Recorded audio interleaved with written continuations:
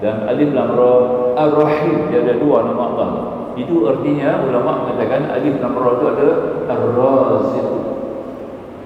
Ar-Raziq atas nama Allah yang pemurah, Ar-Raziq atas nama Allah yang pengasih. Ini kata ulama. Nak faham begitu ya. Jadi makanya sifat razak ni kita mohon kepada Allah, murah rezeki. Orang nak murah rezeki ni ada banyak jalan. Tuan-tuan bagi hati majlis ilmu, murah rezeki. Orang yang rezeki nak murah rezeki, rajin pergi majlis ilmu, tuan-tuan.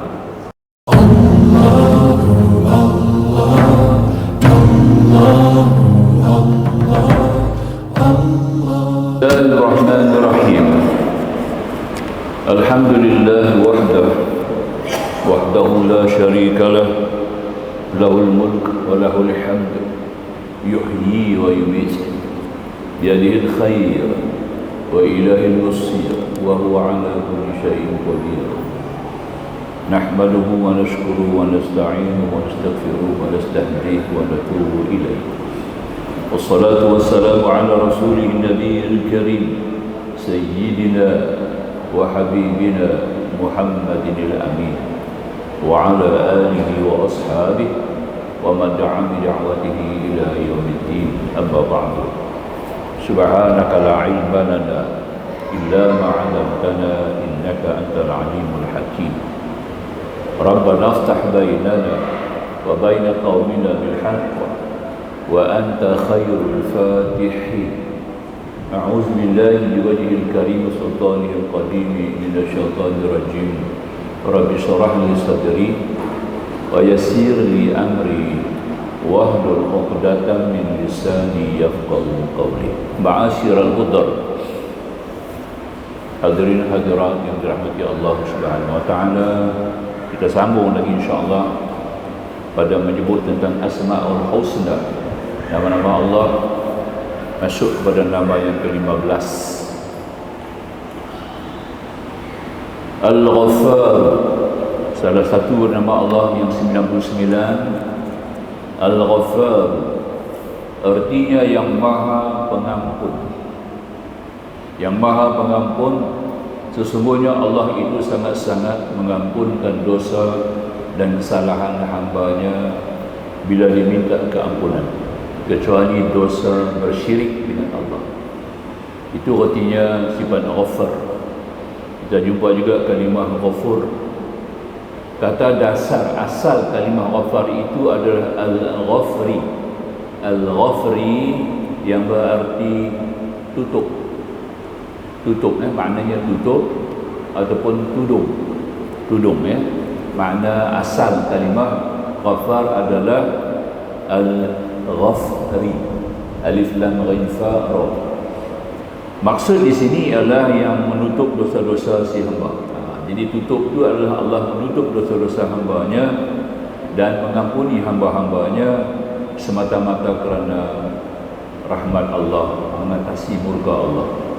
Dalam satu hadis kudusi Allah mengatakan, wa rahmati ghadabi, rahmat aku mengatasi kemarahan aku. Jadi rahmat Allah diutamakan. Ya, Allah lebih mengutamakan rahmatnya kepada hamba-Nya daripada mengazab hamba dia. Itulah kemurahan Allah, kasih sayangnya Allah kepada hamba-hambanya. Kerana kita adalah milik Allah, ya, kita milik Dia, maka Dia kasih kepada kita. Maka dengan itu, makna perkataan Al-Ghaffar di sini iaitu Allah menerima ampun dan taubat kita, dan Allah mengampun kita walaupun kita tidak bertaubat, ataupun kita lupa bertaubat, ataupun kita lalai leka bertaubat, tapi Allah tetap sedia boleh memberikan pengampunan. Walaupun kita tak taubat, orang tu dia buat salah, dia tak taubat kepada Allah. Ini rahmat Allah. Yang kata rahmat Allah ni, Allah boleh mengampunkan dia tanpa dia meminta taubat, tanpa dia bertaubat kepada Allah. Tapi dilihat daripada segi syarak, mungkin dia ada buat apa-apa kebaikan yang dia sendiri tak fikir benda itu satu kebaikan, dan dia hanya secara spontan dia ada tolong. Kata satu orang yang zalim, contoh kita kata ya, Dia zalim, dia buat kerja-kerja yang tak baik, kemungkaran, bagai-bagai. Sewajibnya dia kena taubat. Tapi dalam masa yang sama, dia mungkin ada membantu orang. Ada satu ketika datang orang minta tolong kepada dia, ya, minta tolong sangat-sangat. Orang tu keperluan, tertekan, ya, perlukan bantuan. Dia dengan murah hati, bukan sifat dia, bukan sikap dia macam itu, tapi dengan murah hati dia meringan, bantu orang tu, meringankan beban orang tu. Ini Tuhan ambil kira, nampak? Orang dia bantu, dia tak fikir apa-apa kerana dia ada kemampuan. Tapi orang yang dapat bantuan tadi ini akan mendoakan, betul tak? Ya. Doa, ya Allah, Engkau bagilah kemurahan kepada orang ini, ya. Terimalah jasa bagi dia. Mungkin doa itu. Kerana doa itu Allah mengampunkan si orang yang tanpa bertaubat tadi. Nampak tak? Ya. Itulah yang kita nak faham tadi. Bagaimana juga, sama juga dengan satu hadis Rasulullah katakan seorang perempuan wanita yang telah menyebabkan mati kucing dia. Perempuan ni sembahyang tahajud, siang dia puasa. Perempuan ni salihah, ya. Siang dia puasa, malam dia sembahyang tahajud, ya. Kemurahan dia, tetapi dia terlupa. Dia pergi kunci kucing dia, terlupa nak buka. Kucing tu mati lapang. Dia kena azab, no, Allah masukkan dalam neraka, nampak? Pagi tu. Walaupun dia bukan dengan sengaja nak bunuh kucing tu, tapi dia hanya terlupa. Nampak ya? Menyebabkan matinya kucing, Allah azab dia dalam neraka. Macam tu lah juga. Seorang perempuan yang berzina, hidup dia ni berzina. Daripada awal muda sampai tua, dia dah zina, sampai dah tua tak boleh zina dah, tak laku. Perempuan sundal, ya. Dia pun nak balik kampung. Dia balik kampung, orang kampung tak mau terima. Sebab dia pandang dia cukup jijik, ya. Dia pandang dia cukup hina, jijik. Dia pahala dia. Keluar daripada kampung ni. Seorang perempuan yang tercemar, kita kata. Dia pun bawa diri lah. Ya, dosa besar tu. Dia tak taubat kepada Allah. Dia bukan taubat daripada zina, cuma dia tak boleh zina lagi lah sebab dah tua. Faham ya? Jadi hanya satu kebaikan dia buat. Dalam masa dia duduk jalan keluar tu, ada satu anjing korak. Anjing tu pun orang tak mau, orang paling batu halau keluar. Anjing tu ikut dia, sama-sama dengan dia ikut, ya. Maka sampai satu tiga, dia nampak satu lopak ayak. Dia pun minum ayak. Dia buka kasut dia cedok. Orang Arab pakai boot, cedok minum. Anjing tu terdiam tengok. Anjing pun dah gak. Dia pun cedok ayak bagi anjing minum. Nampak? Dengan kerana itu Allah ampun dosa dia, walaupun dia tak bertaubat. Nampak kan? Inilah artinya. Tapi kita jangan faham pula kalau tak payah taubat. Kita tak boleh ambil ultimatum, ya. Kalau Tuhan buat begitu, kita tak payah taubat lah. Tidak. Kita yang ada kesedaran, kita yang ada ilmu, kita yang dengar pesanan, kita yang ada dibagi peringatan, kita wajib kena bertaubat. Itu kena faham, ya. Boleh, baik. Sama. Seorang yang pagi petang siang malam minum arak, dia minum arak. Pagi petang siang malam minum arak, tak sembahyang. Tak sembahyang, ya. Duk cari makan, tak sembahyang, minum arak pula, ya. Hari yang dia mati, siapa orang tak pergi mayat dia? Orang tak mau handle mayat dia. Pasal dia ni minum arak, jijik, tak sembahyang, orang masjid tak kenal, ya. Maka orang tinggal. Allah perintah dekat Nabi, datang Jibril beritahu Nabi salat jenazah dia. Maka Nabi pun pergi sembahyang salat jenazah dia. Nabi tanya dekat Jibril, Allah, apa kelebihan orang ni? Rupanya dalam rumah dia ada 30 orang anak yatim. Tiap-tiap kali bila dia keluar, dia jumpa anak yatim, dia bawa balik. Nampak tak? Dia belah anak yatim, 30 anak yatim. Tak ada minta belas kasihan, tak ada minta sedekah kat siapa. Nampak? Dia sarah mereka, dia belah mereka. Dengan kerana itu, Allah ampun dosa dia. Nabi sayang mayat dia. Dia faham ya? Tapi kita kena ingat, macam saya kata tadi lah, kita yang ada kesedaran, kita ada ilmu, kita akan ditanya orang. Itu dah pasti ya. Tak boleh kita kata aku nak jadi mulia juga, tak payah sembahyang, pergi cari anak yatim 10 orang pun dah Allah. Boleh? Ya? Tak boleh. Ya, betul tak? Kita faham baik. Ini artinya nama Allah yang kata dia ini Al-Ghafar, ya, Al-Ghafar. Dalam satu hadis qudsi yang Allah kata, "Abdi law ataitani bi qarabil ardi zunuban la tutiyat bi qarabiha yusyrik ma lam yusyrik." Ya, wahai hamba-Ku, sekiranya kamu mendatangi aku di akhirat dengan dosa sepenuh bumi sekalipun, nescaya aku berikan keampunan sepenuhnya kepadamu selama kamu belum mentigakan aku, artinya menyekutukan Allah. Ya, boleh faham ya? Baik. Jadi Al-Ghafar adalah menzahirkan keelokan dan menutupi segala keburukan-keburukan dunia dan memaafkan kepada hambanya di akhirat. Ya. Jadi maka itu ialah Allah Ta'ala pertama-tama sekali Allah Ta'ala tutup kita punya aib. Ya, bila kata nama Ghafar ni dia ada 3 perkara. Dia tutup lah, kita dah lihat tadi, kita dah hampir makna dia Al-Ghafri itu maknanya tutup. 3 perkara Tuhan tutup. Pertama, Allah tutup kita punya aib dengan syarat kita jangan buka aib orang lah. Nah, kita pun jangan buka aib orang, ya. Allah akan tutup kita punya aib. Nah, di akhirat besok aib kita tidak akan ditunjukkan kepada ahli mahsyar. Yang kedua, Allah tutup kita punya dosa-dosa yang kita tak sedar, nampak? Yang kita tak perasan, kita tak tahu kita dosa, dia buat dosa. Ya. Sebab siapa tak buat kat kita, benda kita buat tu dosa. Nah, maka itu pun Tuhan tutup.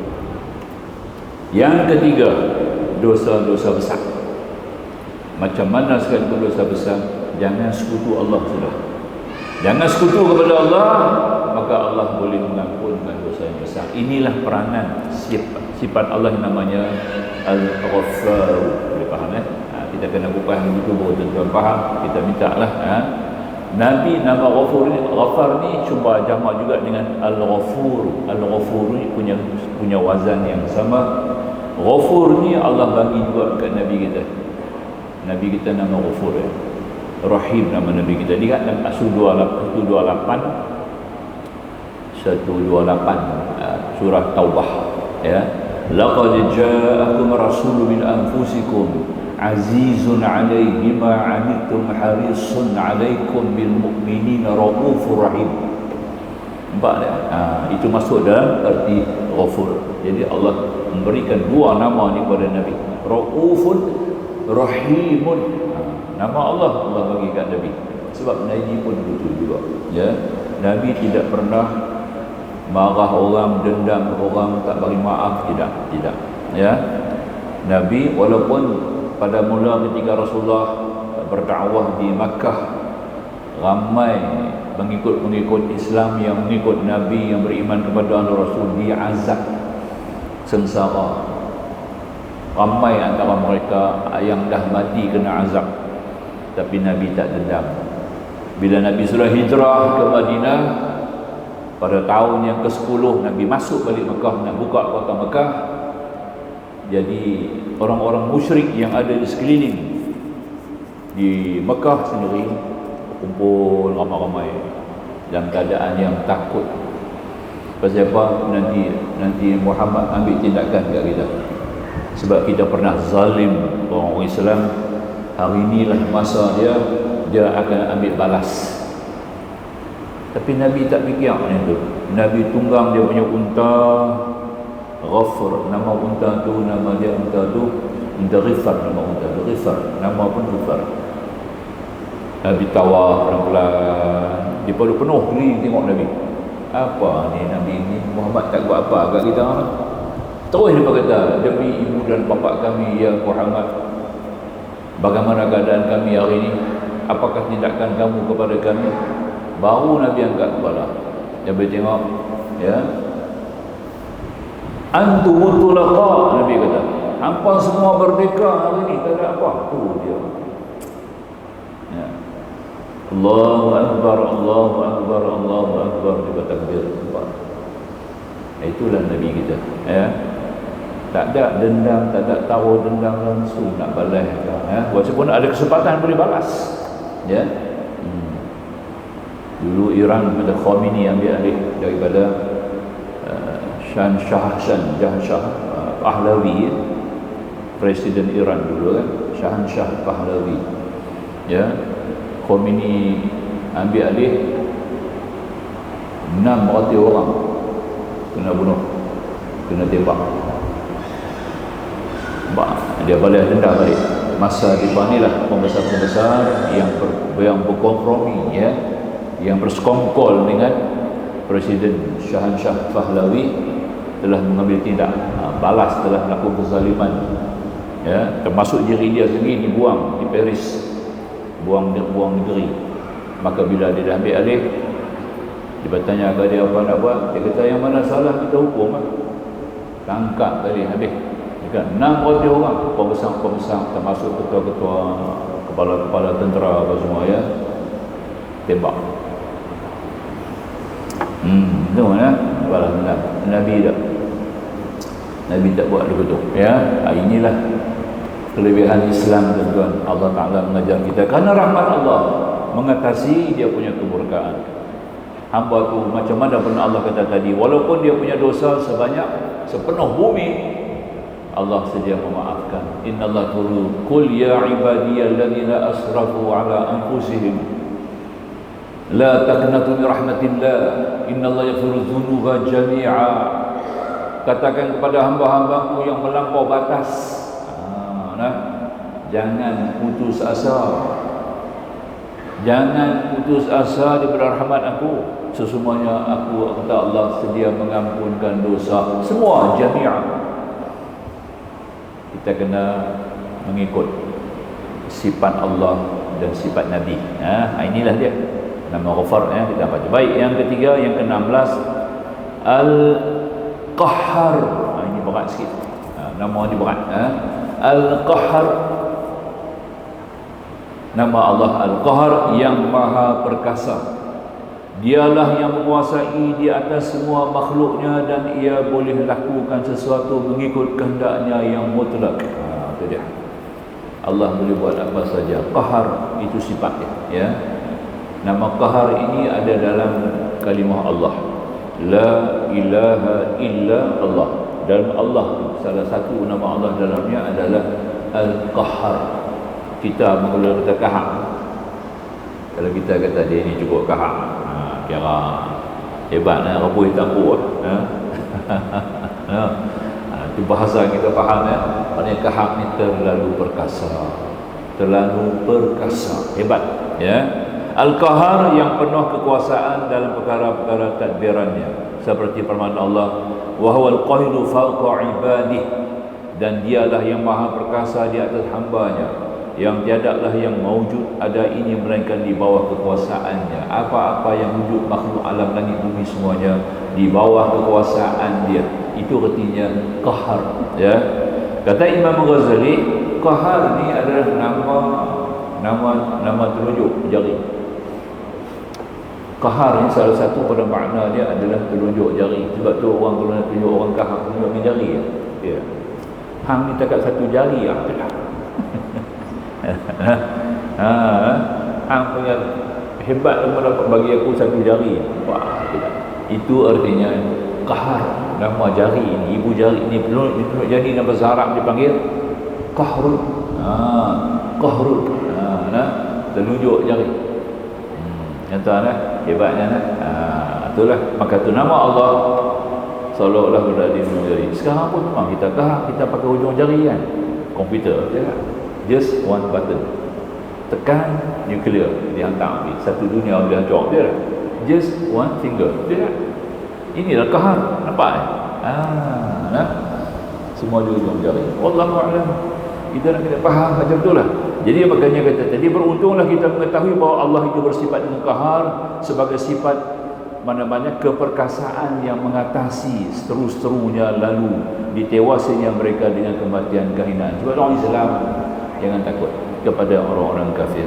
Jangan bimbang, jangan takut kepada orang-orang kafir, ya.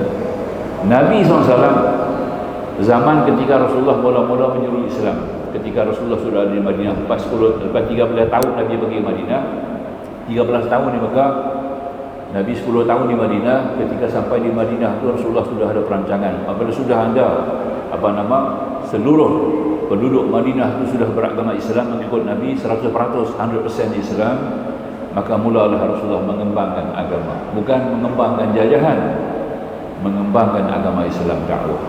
Dua kerajaan gergasi pada masa itu. Pertama Rom, kedua Parsi. Pertama Rom, kedua Parsi. Dua-dua kerajaan ni kalau sekarang ni macam Amerika dengan Rusia lah. Amerika dengan Rusia lah. Seolah-olah macam tu lah, ya. Hebat, ya. Kita jangan takut. Jangan takut kepada dua negara ni, ya. Sebab kita ada Tuhan Al-Qahar, Tuhan boleh buat apa saja, ya. Ya. Kita lihat contoh Abraham sudah. Abraham tentera gajah, lawannya bukan mujahidin, lawannya burung ababil. Burung ababil ni besar burung cak rumah. Burung cak rumah kecil kan. Itu dah burung ababil. Huduh burung tu, tak elok, ya. Muka dia pun tak elok burung tu. Hitam. Burung tu hitam, muka pun tak elok, kecil ya.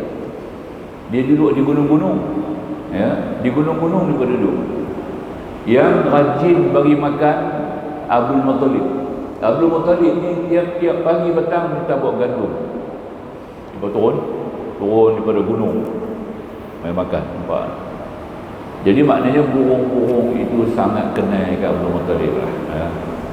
Itulah tentera dia, nampak. Allah kata aku bagi yang ni tentera hang. Nah, pasal kamu berbudi kepada mereka, dia sayang kepada kamu, ya. Maka bila Abraham mari, Allah hantar mujahidin dia siapa? Burung ababil. Seperti itu. Allah boleh buat begitu kat Rusia, Amerika tak? Boleh tak? Ya? Tak payah pakai bom nuklear, tak payah pakai peluru berpadu, dia hantar sijil habis. Sijil habis, ya. Pentagon habis, teleskop semua. Sekejap je Tuhan boleh buat. Tapi kita kena dekat dengan Tuhan. Yang pentingnya kita kena jadi hamba Allah 100%. Sentiasa berada dengan Allah.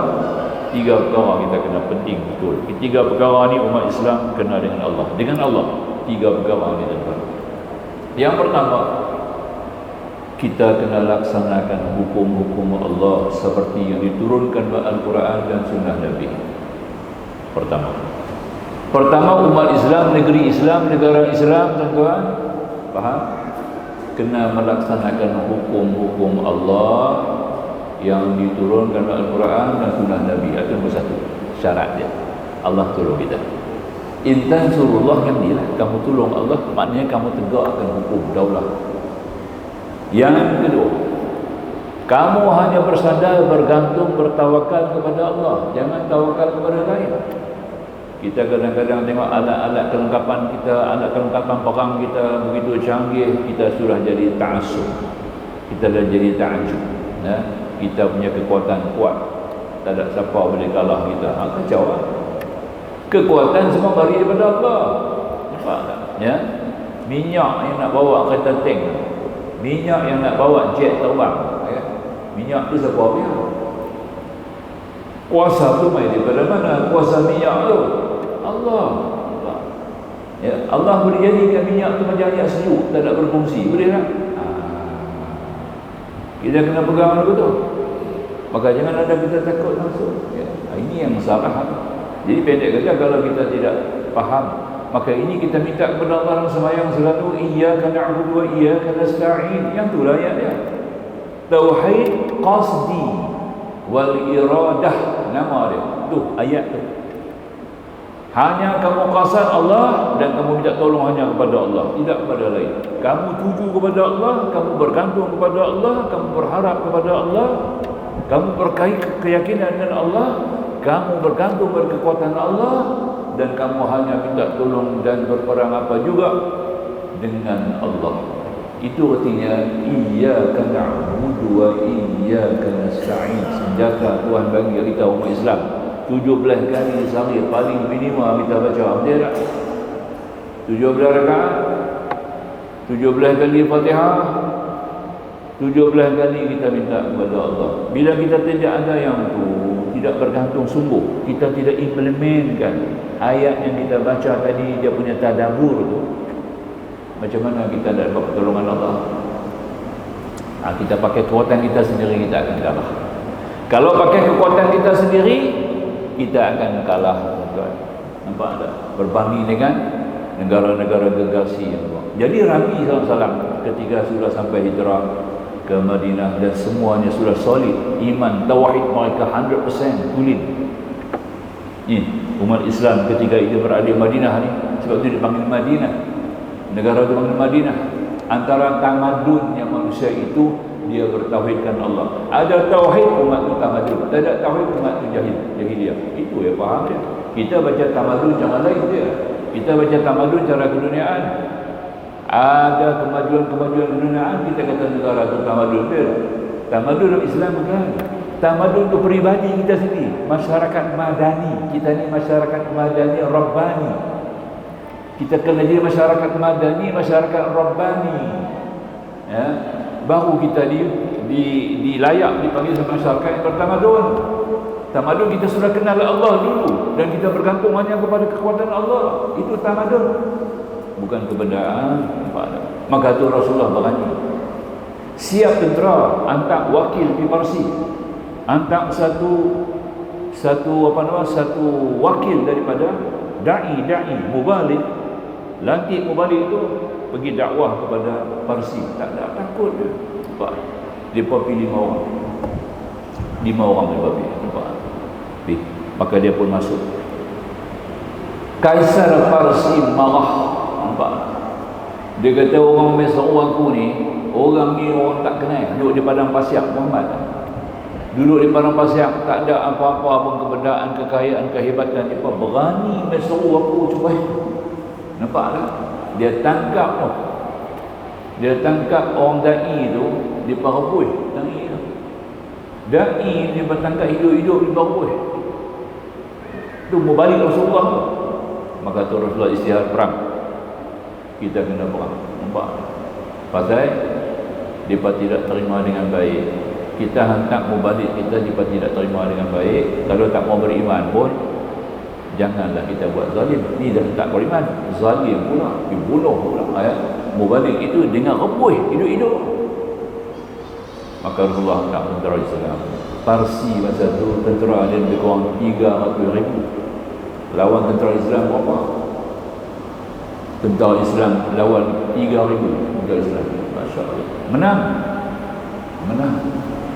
Nampak tak? Itu dia. Siapa yang bagi kemenangan? Al-Qahar. Allah boleh buat bagi depan nampak kita ni besar. Allah boleh jadikan hati dia kecil. Pak. Nak berani, nak takut, itu kerja Allah. Bukan kerana kekuatan kita. Nampak ya? Tuan-tuan yang nak kata berani itu, tak kata berani, adalah bergantung kepada kekuatan Allah sendiri. Kalau Allah masuk dalam diri kita tu sifat berani, kat siapa kita tak takut dia. Sebab tu Allah Ta'ala kata awliyaullah la khafun alaihim wa lahum yahzanun. Wali-wali Allah ni mereka tidak ada takut, tidak ada duka cita. Tengok. Pasal dia takut kerana Allah masuk berani dalam diri mereka. Tidak ada takut kepada makhluk. Sebab dia tahu makhluk semua hak Allah. Kita nak angkat jari dia bekerja. Ya. La tataharru illa bi'izni. Tidak bergerak satu zarah, satu debu sekalipun melainkan dengan Allah Subhanahu wa taala. Dia mau dulu. Jadi nombor 2, kita kena bergantung langsung. Nombor 3, kita melaksanakan segala titah perintah Allah pada diri kita dan pada keluarga kita dan masyarakat kita. Ya ayyuhalladzina amanu qu anfusakum wa ahlikum nara. Wahai orang-orang beriman, peliharalah diri kamu dan keluarga kamu daripada bakaran api neraka. Nampak? Maknanya kita kena Tiga perkara ni tuan-tuan, kalau umat Islam boleh buat, kita ada top nombor satu. Tak ada siapa boleh kalah kita, tuan-tuan. Kekuatan kebendaan dunia tidak boleh menjatuhkan kita. Nampak tak? Tidak boleh menjatuhkan kita. Itu kita kena faham. Beginilah maksudnya yang kita nak buat dengan nama Allah Qahhar. Yang kata Qahhar tadi. Baik. Itu nombor 2 ya. Nombor 3. Sifat yang berikut Al-Wahhab. Al-Wahhab. Al-Wahhab yang maha pemberi, maha penganugerah. Ya, apa-apa saja pemberian adalah datang daripada Allah, dan pemberiannya itu tidaklah terhitung banyaknya, sama ada yang berupa nikmat dan lain-lain. Tidak terhitung. Apa juga yang kita dapat nikmat daripada Allah tu datang daripada Allah, maka Allah adalah yang maha penganugerah, maha pemberi. Semua mari daripada Allah. Maka itu dipanggil Wahhab. Wahhab. Nama Allah Wahhab. Bukan Wahabi, bukan ada. Di batu lain. Di batu nama satu anutan firqah, bukan mazhab. Mazhab ni kita boleh ikut, firqah tak boleh ikut. Firqah tu salah, maka dia panggil firqah. Firqah Wahabi. Jangan kata mazhab Wahabi. Kalau kita mazhab boleh ikut, mazhab Syafi'i, mazhab Hanafi, mazhab Hanbali, ya, mazhab Syafi'i boleh ikut. Mana-mana 4 mazhab boleh ikut, pasal dia mazhab. Tapi kalau dia mari dia salah, dia bukan ajaran yang betul, kita tak boleh panggil mazhab. Kalau mazhab salah, kita panggil firqah. Sebab tu Nabi kata, wa taftariqu ummati ala 73 millah. Nabi guna perkataan firqah, wa taftariqu ala ummati 3, ya, berpecah kepada firqah umat-umat aku ni 3 puak. Wa 70 millah, dengan 70 cabang. Maknanya 73 firqah yang kata umat Nabi. Kulluhum finnar, Nabi kata semua masuk neraka illa millatan wahidah, satu saja terlepas. Nabi kata satu yang tak masuk. Ma ana alaihi wa ashabi, mereka yang ikut aku, yang ikut sahabat aku, ahlus sunnah wal jamaah. Maaf, dipaham ya. Jadi makanya kita nak masuk satu tu mazhab, yang lagi 72 tu firqah. Jadi Wahabi yang sekarang ni anutan di Saudi itu adalah firqah yang salah. Kita kena berhati-hati.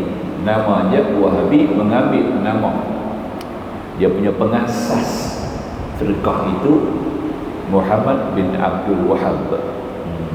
Dia ambil nama bapa dia, patut ambil nama dia, kata nama dia Muhammad. Dia kata Muhammadi tak betul ya. Dia tu ulama tak kata Muhammadi, ambil nama bapa dia Wahabi. Muhammadi Nabi Muhammad, kacau lah. Firqah Muhammadi, salah lah. Firqah Nabi Muhammad tu. Maka tu ulama tak pakai nama Muhammadi, patut kena pakai Muhammadi lah, pasal nama dia yang mereka faham ni. Tapi ambil nama bapa dia Wahabi. Nampak ni? Wahabi. Dia ambil nama dia, jadi Wahabi ini taklah cuma sangat, nampak ya. Mazhab apa, firqah apa, Wahabi. Tak nampak pelik sangat lah. Kalau firqah Muhammadi pelik apa ni Nabi kita Muhammad ni? Ada tarekah Muhammadi, ada tarekah Ahmadi. Tarekah di Malaysia ni salah satu tarekah Ahmadiyah sahih, tarekah Muhammadiyah di Indonesia sahih. Betul ya. Itu tak salah. Kita kena faham. Jadi Wahabi ni nama Allah, yang artinya memberikan tanpa tuntutan, tanpa. Allah bagi nama Wahabi ni, nama Allah Wahhab ni artinya dia memberi tanpa minta, tanpa mohon. Allah bagi. Banyak benda yang kita tak minta, Tuhan bagi je. Ini jasad kita ni, jantung kita duduk jalan 24 hours ya, non stop. Siapa bagi berjalan? Kita tak minta apa, jantung jalan dia lah. Kita minta kaki berjalan. Kita minta lain. Tapi ada benda yang penting kita tak minta. Jantung jangan berhenti ya Allah. Ada kita doa ya Allah tolong janganlah bagi jantung berhenti ya. Nah, nadi kita berhenti dah, kita tak minta. Tapi dia buat is very important, betul tak? Ini artinya Tuhan bagi tanpa minta. Ya. Roh kita, akal kita berjalan 24 hours, boleh fikir, boleh memikir, boleh menyusun, boleh merangkak, boleh membina, boleh mereka bagai-bagai, ya. Boleh simpan dalam kepala, ingat, ya. Ya. Ini adalah anugerah Allah tanpa diminta, betul? Itu artinya datang daripada sebab Wahabi. Boleh ya? Ada kau yang kita nampak luar pada zahir saja kita minta sekarang, minta rezeki, minta duit, minta sihat, nampak ya, minta kat tu lah kita minta ya. Apa kita nak minta lagi? Bahasanya banyak perkara penting dalam diri kita ni yang kita tak minta. Bila jadi pasal baru kita minta. Nampak? Nah, pergi paksa-paksa doktor kata hang punya jantung dah lemah. Abang nak minta. Tapi itu pun kita tak minta. Kata minta ke doktor dia. Nah, lah dah tersadar tadi baru bagi orang baca Yasin. Jadi Allah ni kita bawa belakang. Last. Sebenarnya Allah Wahhab ni, Al-Wahhab ni. Maka tu doa dia dengan tinggi. Rabbana la tuzigh qulubana ba'da idh hadaitana wa hab lana min ladunka rahmah innaka antal wahhab. Jangan tinggal doa tu. Tiap-tiap sembahyang kita baca. Tiap-tiap sembahyang baca. Nampak ya? Ya Tuhan kami, la tuzigh qulubana, jangan kau gelincirkan hati-hati kami ba'da idh hadaitana, sesudah kau berikan hidayah kepada kami. Wa hab lana min ladunka rahmah, anugerahilah kepada di sisimu rahmah. Innaka antal wahhab, sungguhnya engkau Tuhan yang Maha Penganugerah, Maha Pemberi. Jangan tinggal. Nampak tak? Nah, hidayah ni banyak. Wa habna min ladunka rahmah, di sisi rahmat kita minta rahmat Allah. Rahmat Allah kita minta. Rahmat tu banyak ya. Banyak rahmat yang kita minta. Ya, dan kita pun kena cari rahmat tu. Boleh cari rahmat. Ini di antaranya yang kata nama Allah Wahhab, maka itu kita kena bersyukur kepada Allah. Sekaligus bila kita baca doa itu, kita menzahir bersyukuran kepada Allah. Sekaligus kita bersyukur bila kita sebut nama tu, Rabbana ya Tuhan kami, jangan engkau gelincirkan hati-hati kami, sudah engkau beri petunjuk kepada kami, dan anugerah isi kami di sisimu ya Allah, rahmat semuanya engkau Tuhan yang Maha Pemberi. Bila kita kata macam tu, artinya kita sudah ingat dan akui kepada kemurahan Allah Subhanahu wa taala. Wajarlah kita disebut sebagai hamba yang bersyukur. Silakan muazzin untuk masuk waktu sebelum azan, silakan. Ada keadaan di dalam muazzin kita ada dalam.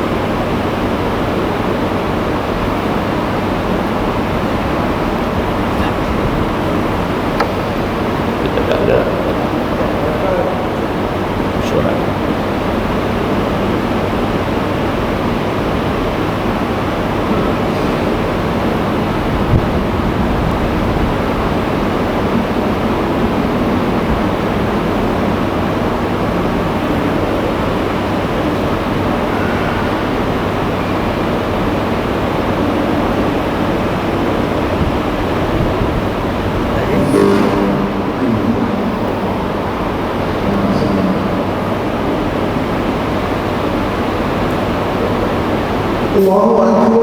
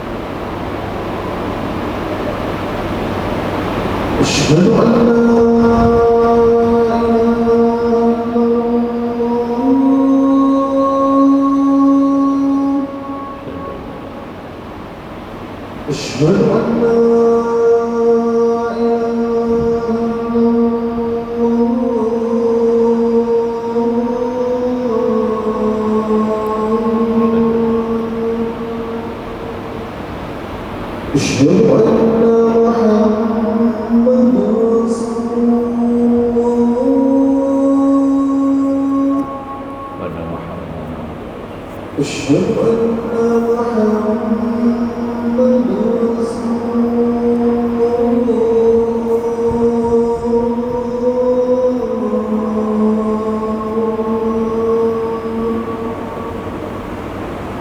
حي على الصلاة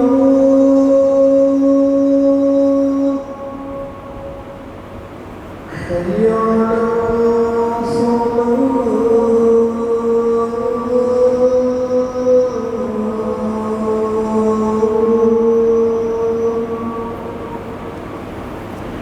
حي على الفلاح لا حي على الفلاح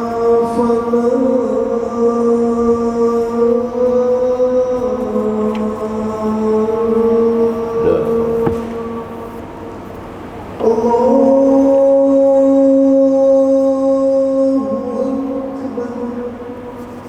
الله أكبر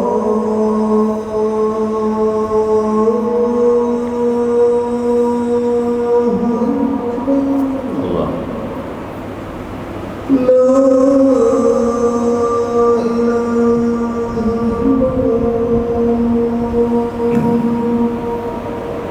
لا إله إلا لا إله إلا الله سيدنا والشرف والدرجة الرافعة لك له الحاج قيامة حمدا لله وصلاة وسلاما على رسول الله وآله وصحبه ومن نصره ووالاه أما بعد. Ya.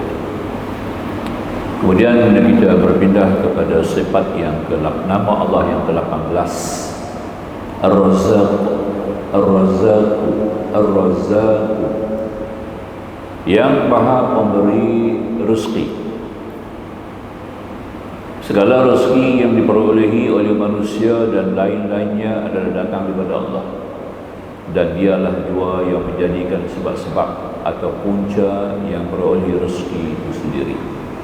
Ar-Razzaq masuk dalam kumpulan sifat takwin. Dia panggil sifat takwin ni sifat yang membuat kerja. Mengikut Imam Abu Hasan Asy'ari, sifat baru.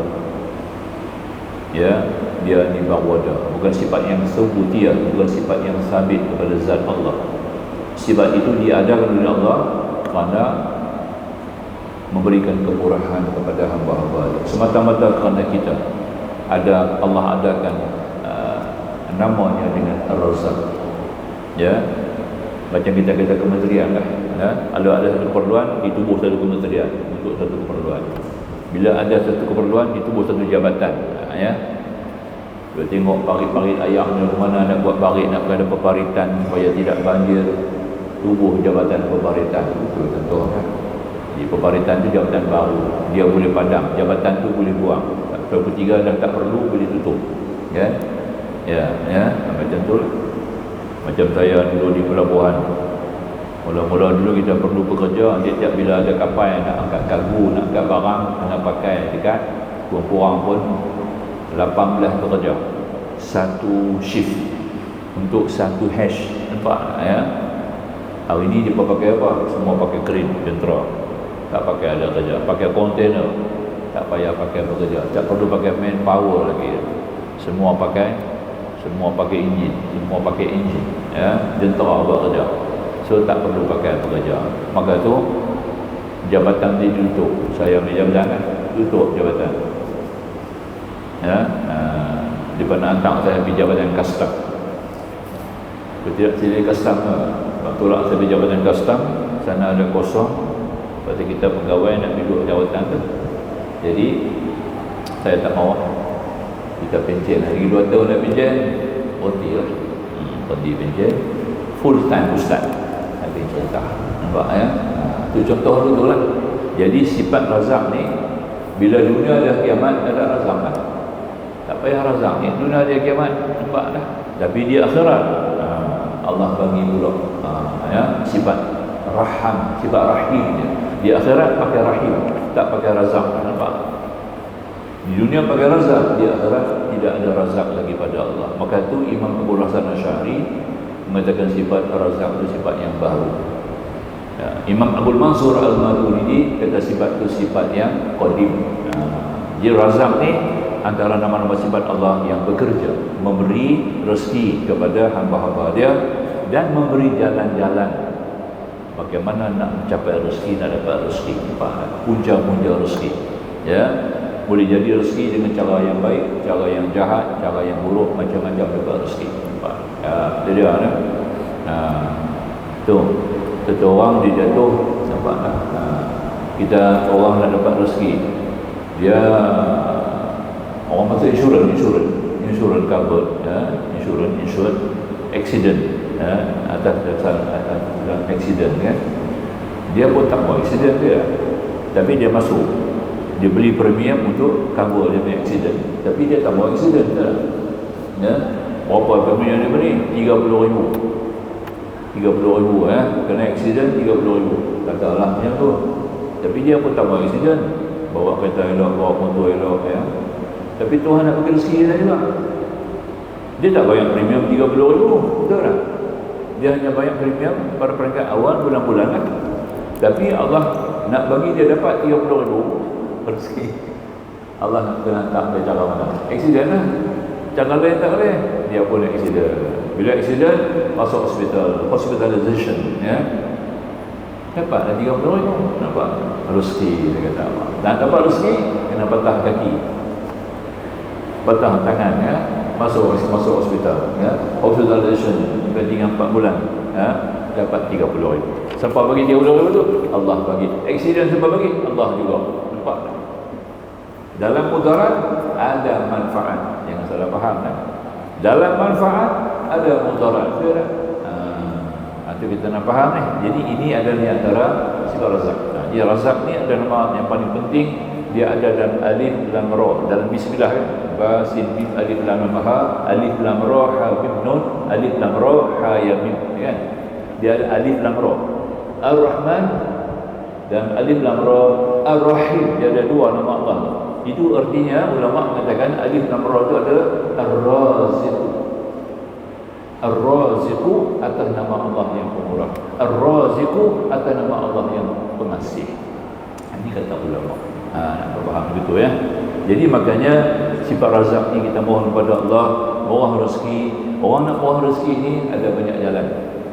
Tuan-tuan panggil hati majlis ilmu, mohon rezeki. Orang yang rezeki nak mohon rezeki rajin pergi majlis ilmu, tuan-tuan. Ilmu berrezeki antara malaikat yang turun. Kan kita ada satu hadis Nabi kata bila ada majlis ilmu, Allah nanti angkat satu kumpulan malaikat. Malaikat ni nanti datang mengembangkan sayap-sayap rahmat mereka ke atas kepala orang-orang yang duduk ilmu. Rahmat yang dipada bawah ini antaranya mereka membawakan kemurahan rezeki kepada kita. Siapa yang duduk majlis ilmu dapatlah saham tu. Orang ni layak diberikan kemurahan rezeki, confirm tu. Tapi kita jangan pergi mengaji pasal tu pula. Jangan salah niat pula. Satu, kedua, boleh sihat penyakit. Orang yang sakit patut pergi mengaji, bukan sakit tak mengaji. Nampak tak? Orang sakit ni patut pergi mengaji. Kerana malaikat rahmat ini memohon kesihatan kepada orang yang memdoakan mohon rahmat tu. Dia ada bab bersyarah hadis panjang semua, ya. Kelebihan orang duduk ilmu ni, antara yang kedua, dia akan mendapat kesembuhan penyakit berkat majlis. Kerana malaikat rahmat yang datang, yang kita kembang sayap-sayap mereka itu, antara doa mereka adalah memohon keafiatan, kesihatan kepada orang yang sakit. Ketiga, diperbawa ketenangan, tidak ada gelisah. Kalau ada gelisah-gelisah, kita boleh atasi kegelisahan itu, sebab dia ada satu bisikan daripada malaikat, ya, nur daripada malaikat itu akan membuka dada kita. Kalau gelisah kita tak rasa berat, tidak berikan apa-apa kecemasan dan tekanan, dia tak stres, ya. Kalau ada problem lah, kita ada problem tu kita pisah ya, berfikir benda tu, tapi kita akan diberikan ketenangan oleh para malaikat. Malaikat bawa satu sakinah, dia panggil sakinah. Jadi orang tuntut ilmu ni dapat sakinah. Nombor 3. Ya, tenang. Ya, nombor 4. Allah memberi kepadanya hikmah. Mungkin hari itu tak dapat, mungkin sebulan 2 baru dapat, mungkin setahun 2 baru dapat. Hikmah tu lah bergantung kepada dia punya niat sendiri. Itu antara. Jadi saya kaji, saya tengok dalam syarah tu ada lebih kurang 21 perkara orang-orang yang menuntut ilmu dapat. 21 peruntukan ada kepada orang yang menuntut ilmu. Nampak tak? Ya, boleh faham kan? Nanti satu hari kita abang kan. Hari ni tak boleh abang hari benda tu, abang tak ada masalah nak mengaji bab kita ni kan. Nanti kita cerita satu hari apa dia 21 perkara yang orang untuk ilmu ni dapat, tuan-tuan. Semuanya insya-Allah dia saya sendiri atasi masa saya untuk ilmu daripada awal sampai sekarang. Sekarang kita mengajar ilmu pula kan. Kita dapat menikmatilah. Yang Tuhan kata 2, yang ulama kata 21 perkara ni memang ada masalah ya. Baik ya.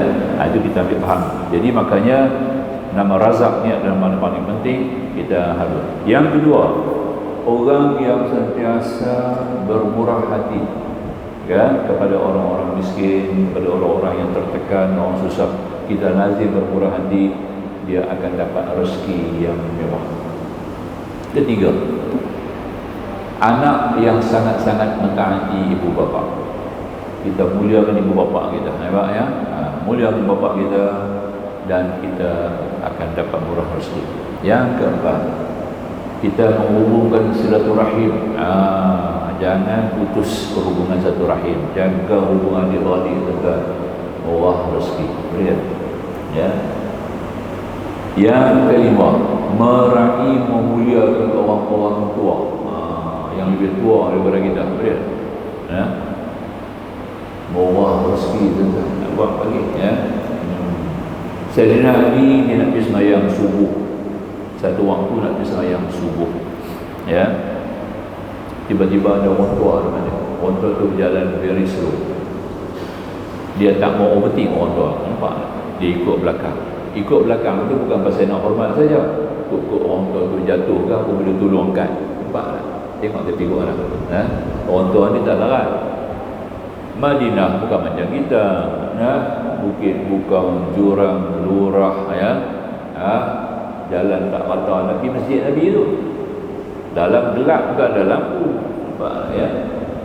Maka orang tua ni berjalan subuh gelap jalan. Dia ikut orang tua di belakang. Sampai dah ketika Rasulullah dah bawa sembahyang, dah sampai rukuk. Rasulullah rukuk, Jibril pegang. Nabi jangan bengkat kepala. Nabi baca tu yang kita panjang, Nabi baca 17 kali subhana rabbiyal azim. 17 kali Nabi baca, tekan, tak angkat kepala. Rupanya bagi peluang kepada Sayyidina Ali nak dapat rakaat 4. Kelebihan orang tua tu jalan dari slow. Sampai orang tua tu masuk masjid, baru Ali langkah masuk. Langkah masuk, Rasulullah sedang rukuk. Ali pun kata Allahu Akbar, dapat rukuk. Jibril pegang. Habis solat, baru Nabi tahu pasal apa Jibril pegang. Rupanya memberi peluang kepada Ali radhiyallahu ta'ala anhu. Kenapa? Kerana Ali memuliakan orang tua. Itu kelebihan tu. Kita kalau hormat orang tua, sudah jadi dah budaya. Kalau budaya Melayu ni tuan-tuan, biasalah budaya Melayu. Kita nanti panggil apa? Ada pangkat panggil. Tengok muda sikit Pak Su, agak tua sikit Pak Jam, agak lebih tua sikit Pak Long. Nampak ya? Kita orang Tanjung ni kita apa? Bangun cantik, dengar aku sedap kan ya. Bangun lagi mana? Tengok orang tua sikit pada kita kan. No? Tak ada hi hu, tak ada. tidak panggil nama-nama, tidak, kita panggil dengan pangkat. Itu budaya yang cukup sehat. Itulah budaya Islami yang kita kena ambil kira, tuan. Baik. Jadi kalau kita boleh macam tu, memang kemah. Habis. Jadi nama Ar-Razzaq kita sebut itulah sebagai contoh lagi lah yang tuan boleh faham. Dan banyak membaca Quran, khususan surah Waqi'ah. Waqi'ah ya, baca malam. Waqi'ah kita baca malam. Malam Nabi baca banyak surah, ya, baca macam surah Nabi baca. Syekh Abdul Qadir Jilani kata, hendaklah kamu baca paling kurang 1000 ayat. 1000 ayat. No. Kita niat nak baca 1000 ayat dah, tapi dah lena, biar baca lah. Tengah-tengah dah baca lena, biar lah. Niat aku nak baca 1000 ayat. Oh, nak baca Quran panjang-panjang kita tak pandai. Boleh qul Allah saja. Ya. Ada orang dia tak boleh baca surah-surah panjang-panjang, tak reti. Dia kena baca surah-surah lazim. Qul Allah. Jadi kata Syekh Abdul Qadir Jilani, dia kata apa? Boleh baca qul Allah sebanyak 250 kali.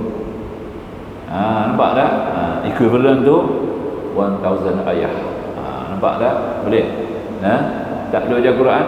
Hatta kalau kita boleh baca Quran panjang-panjang pun, kita rasa senang baca qul Allah, baca qul Allah sebanyak 250 kali, tuan-tuan.